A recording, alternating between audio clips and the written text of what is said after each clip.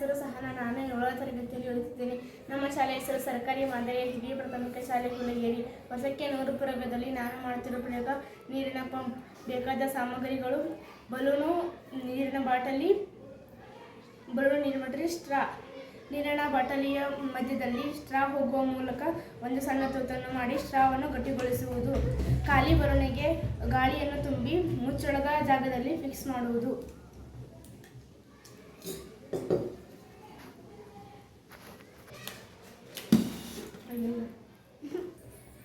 ಈಗ ಸ್ಟ್ರಾದ ಮೂಲಕ ನೀರು ಹೊರಬರುವುದು.